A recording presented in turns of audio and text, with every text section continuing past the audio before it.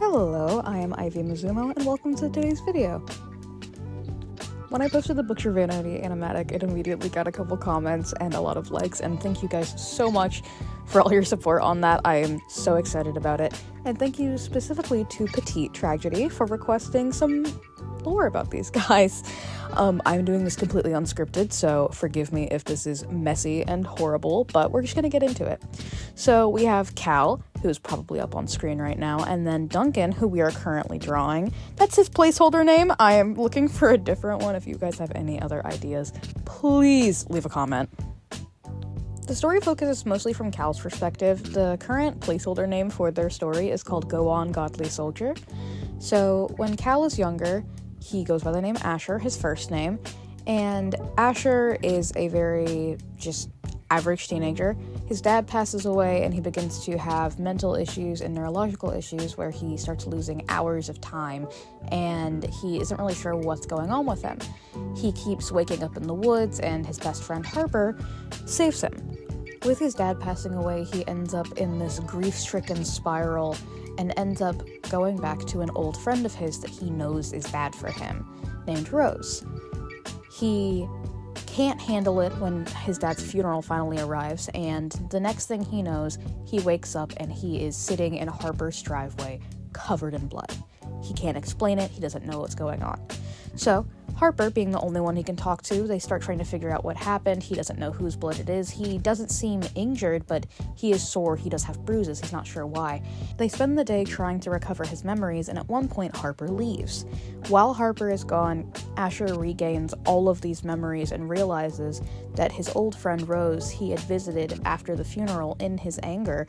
She had gotten him drunk, possibly given him drugs, and he just lost it because she attempted to hurt him. Now, Asher's losing time, I haven't decided if this is going to be caused by a neurological disorder, a mental disorder, or just possibly drug-induced psychosis. But regardless, after police do their investigation, they discover evidence on Rose and Asher and find him innocent. He moves on, he goes to college, and after he graduates, he moves in with Harper. They live together for a while, and eventually something starts to slip within Cal again. And all of a sudden, he's losing time, and the next thing he knows, Harper is dead as well. He's not sure why, and she had cut off her family. She didn't know many people, so he simply reports her as missing and tries to shut down his life. He leaves. He moves all the way to the East Coast over towards the DMV area, and he starts being a journalist around Baltimore and Virginia, and he's an informant for local law enforcement, occasionally consults for the FBI, and he's just doing his job. However, at one point, while interviewing a client, he starts to get the same feeling he did when he was losing time, but in this instance, he is completely conscious, and all of a sudden, the urge just comes back to kill, and he realizes that as part of him enjoys it. He kills the man he's interviewing, strings him up in an artistic way. Can you tell he's inspired by Hannibal? And he just gets a taste for it. He operates as a serial killer that's been dubbed by the media as the heretic for his religious themes. And one day, when he's going after a certain target to simply interview, not to kill, he realizes that they have multiple homes. He's going to have to stake out the house for a little while. So he does. He sits there and watches for days and eventually realizes that as he's walking around this neighborhood, around this house, sitting in his car, there's another man that seems to be there almost every day. So he decides, I'm going to go talk to this guy. It seems interesting. But before he can even do that, the man talks to him. Asks him if he's new around, asks him if he lives in the area, and Cal just says that he's looking at a house nearby. The man introduces himself as Duncan. They begin to talk for a while, and Duncan eventually admits that he also needs to speak with the man for his own job. They were business partners, and something has gone wrong. They decide that they're just going to wait around together. They walk around the neighborhood, they talk. They end up becoming pretty good friends, and after a while, the man finally shows up. And it just so happens that it had to have been the one day Duncan didn't come along. Cal interviews the man, and it just so happens to go awry, so he ends up killing him and hiding him away. He ends up as missing, but this man is known to be extremely reckless with his money, so nobody questions it when this man goes missing. Duncan isn't sure why, but he just knows that Cal had something to do with it. They continue to stake out the house even after Cal has killed the man, just so no confusion or suspicion arises. And after that, they decide to continue being friends. They talk. When Duncan realizes who Cal is as a journalist, they begin to talk about his articles and the things that he's researched.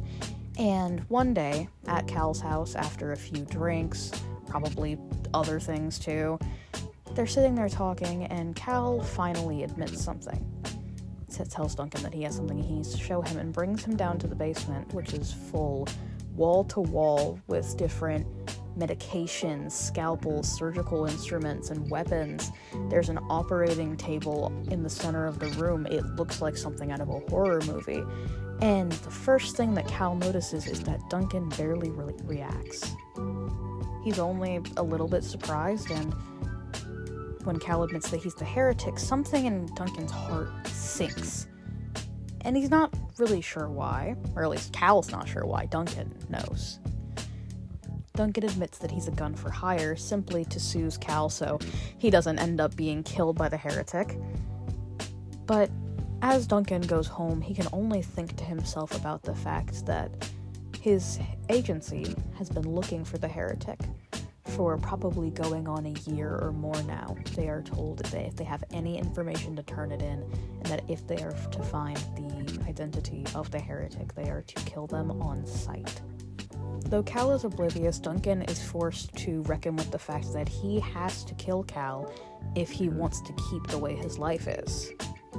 They continue like everything is normal until one day Cal just picks up Duncan's phone as he's getting a call. The first words out of the person answering's mouth is, "Have you found the heretic?" Cal drops the phone and bolts. He just leaves without another word. Over the course of the next few months, they keep finding each other somehow, some way, and every time one of them manages to almost kill the other, which is actually where the first art piece in this video comes from, but Cal refuses to trust Duncan no matter what he says, and Duncan keeps finding him no matter where Cal goes, and Cal doesn't know how, when in reality, Duncan has been spending the entire time since he found out he was the heretic protecting him from his agency. He's been throwing them off of his track and keeping them away from him to keep him safe. But Cal refuses to believe it and refuses to trust him. And that's where the story leaves off for now. But there will be a lot more soon, and I'm really hoping I can add some more stuff to it to flesh out these characters. If you guys have any ideas or any further questions, please let me know, because I do have a couple other little things that I didn't go into detail about in this video, but thank you so much for watching, and again, thank you so much to the person who requested it. Petite Tragedy, yes. Thank you so much for requesting it, and I will see you guys in the next video. Bye!